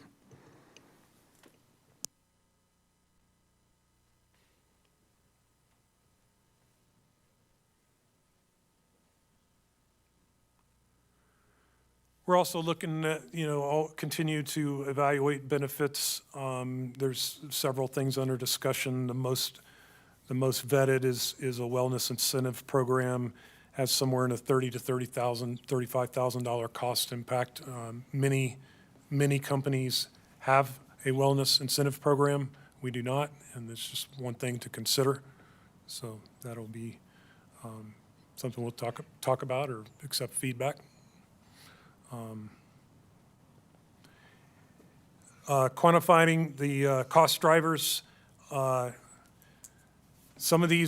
couple of these items, so this is personnel-related cost drivers. I went over the first line at the previous workshop. I did not cover it today, but the rate of pay increases were greater in 22 and 2023 than budget anticipated. Slightly, but it adds up. Cumulative effect is a 2.4% ripple impact on 2024, $359,000. Again, these are all fully loaded numbers with overhead. And then there's a placeholder, as you know, for rate increase for 2024 of 2.5% is $380,000. And I mentioned the attrition shift from 2022 to 2024 for the electrician position, the 2 resource adds, and then resource adjustments. And then specific to other labor overhead cost, medical dental is going up 6.77%. With our renewal through Enrica with the same benefit level. And pension costs go up in part as rate of pays go up, the pension costs go up, but also the UAL is going up, and so the net effect there is about $222,000 in 2024 for the UAL. Combined effect split between electric payroll and water payroll is approximately 2.8% on electric rates and 4.5% on water.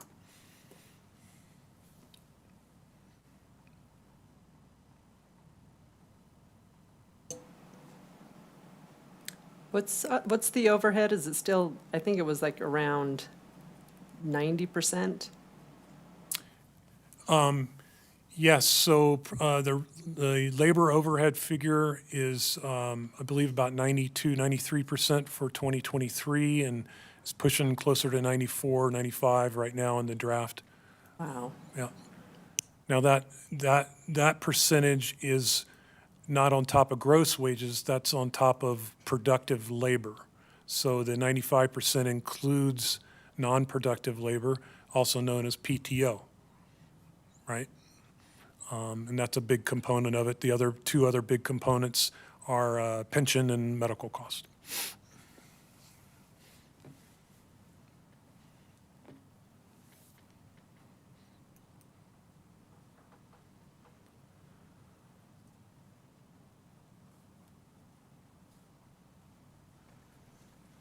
So the recommendation, which included an action, item B.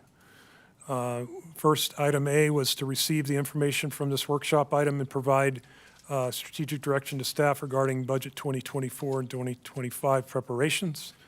The action item was to schedule the budget public hearing on November 1st, 2023 for budget 2024 and 2025.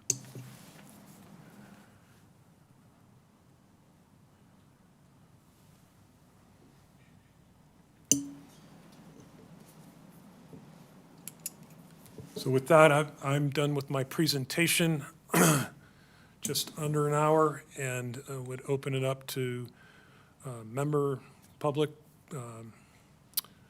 Cool. board questions, clarifications, Thanks, Mike. direction, and an action item. And action we're scheduling. All right. So is there any public comment on this action item for workshop number 2? Our budget for the next 2 years.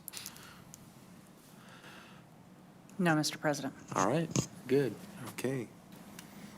Any other board thoughts, comments, questions?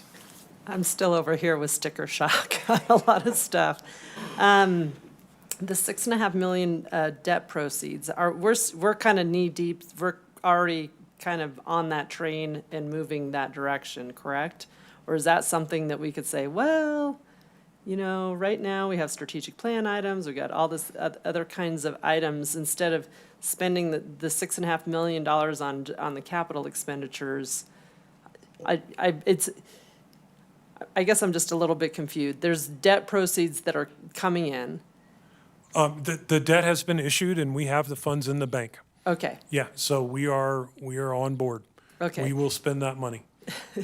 Is this part of the, can this money, because, over the past few days, we've been talking about strategic plan items, and those are another, hefty dollar amounts that potentially could be spent. Would these debt proceeds be able to be spent for that by any chance? It would depend on the specific nature of the capital project Okay. and the improvement project, but potentially, Okay. yes. And has management gone through an exercise of wants versus needs? Every day. Okay. But, I mean, I hate to even bring this up, but we went through this exercise when I was at Tahoe Donner, zero-based budgeting, where you start at zero and you have to kind of justify each expenditure that you want. And, there's pros and cons of it. But I guess I'm just making sure that as much as we want to spend on, $108,000 for a new car, eventually, has there been any other sides of like, where can we save this money? Where can we, can we kind of tighten the belt up on X, I don't know. I mean, are there places where we can have savings to kind of offset what we want to spend? That discussion happens in a very highly detailed fashion in all of our budget strategic discussions. And so the additional asks in this budget cycle in terms of FTEs or fleet are driven by regulatory requirements, strategic plan initiatives, and the desire to deliver certain services to our community. We can absolutely tighten the belts and reduce staffing sizes, but it comes at a cost in terms of capacity to offer some of the services that we're kind of forecasting to deliver to our community. Things like enhancing our energy rebate programs or providing more services for behind-the-meter considerations. All, the energy use audits for our homeowners. All of these initiatives require staffing time that didn't exist in the past. And so part of this is ensuring, we've had this discussion as a board and staff, to be transparent about the incremental cost of some of these services in terms of capacity. In terms of fleet and some of the capital infrastructure, we would absolutely love to take the opportunity to reduce the cost of our fleet, but we're facing down the proposition of zero-emission vehicle mandates that are coming very quickly. And so while these are placeholders for Jeep to be replaced by zero-emission vehicles, one of the things we haven't discussed yet, and this is a component to it or a contributor to it, is to start planning our fleet reserves to account for the additional costs that are coming in 2027. And so putting fleet budgets in place to anticipate the costs we know are coming. And so in 2027, 50% of our fleet have to be zero-emission vehicles. We don't know what the costs of those are going to be, and we're left holding the responsibility of preparing for that. And so, as Mike pointed out, some of these fleet, we're anticipating high costs in terms of preparing so that we're not left unable to make this transition. Staffing and other types of resources, we can definitely come back to the board with a finer pencil on some of these items, but we're also going to come back with some of those services that we'll have to compromise with. And so things like the vegetation management position that you pointed out, moving from union to non-union, that's not a transition of that position from union to non-union. It's the addition of a program manager in response to the regulatory requirements for the Wildfire Advisory Safety Board, who's now issuing more stringent requirements for utilities in terms of their vegetation management programs. That's not a meter reader or tech position. It's a management or management analyst position. We can choose not to hire those and contract them out through services, but we lose some of that institutional knowledge, professional development internally, and kind of institutional control there. So we can definitely come back with the sharper pencil on a lot of these items. I'm just going to pipe up on. Oh, your mic's My mic is off, okay. a little bit of that as far as this, for example, talking about adding positions to develop our rebate programs or for our customers. Like, this is money being invested in future savings for our customers. You know, if that's what we're talking about. We're talking about electrification, we're talking about efficiencies, we're talking about conservation programs being expanded. We need people to help us do that, but the purpose of us doing that is to help our customers pay less on their monthly bills ultimately, right? So, and EVs is sort of the same thing. We're moving to EVs. They're expensive right now, right out the gate. They're becoming less and less expensive every year.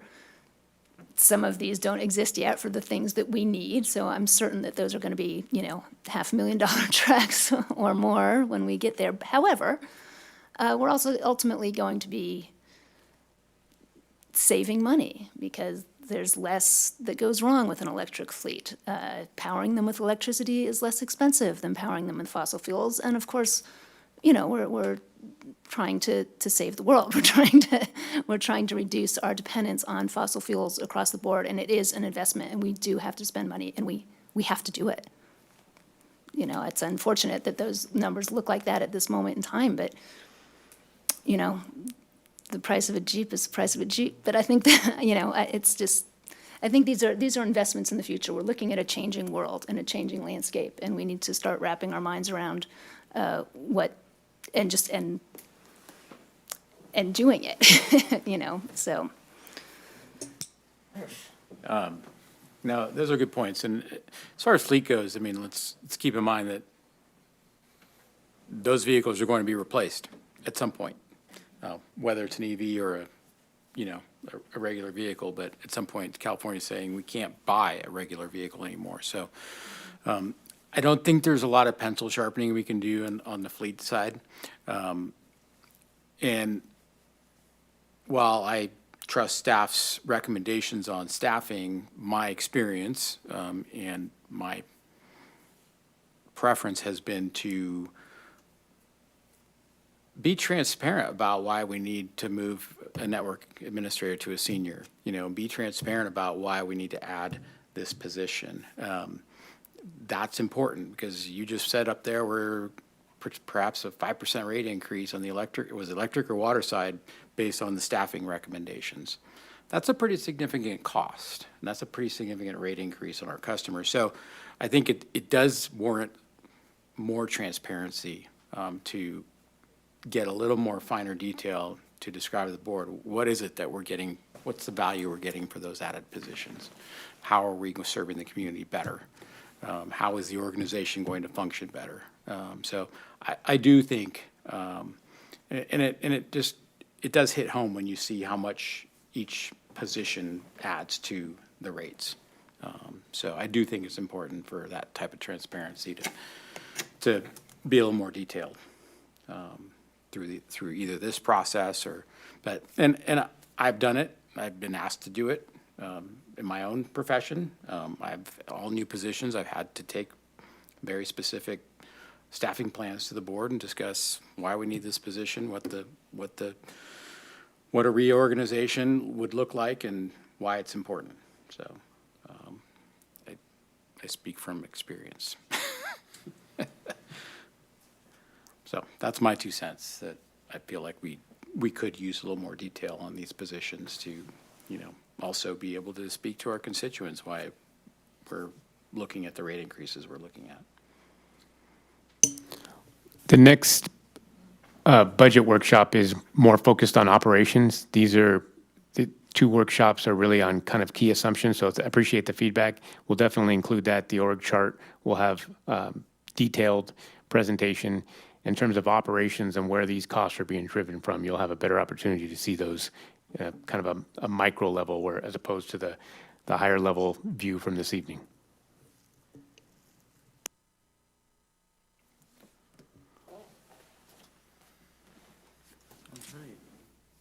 Is there a motion for scheduling the budget public hearing on 11/1/2023 for budget 24 and 25?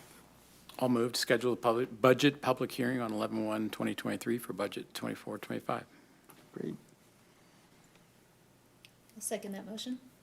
All right, Second that motion. thank you. Shauna, roll call, please. Director Finn? Yes. Director Harris? Yes. Vice President Laliotis? Yes. President Bender? Yes, The record will reflect that Director Aguirre is absent. got it. I think we got it, A and B. Thank you very much, everyone, and Thank you. meeting adjourned at, what time is it? 8:05.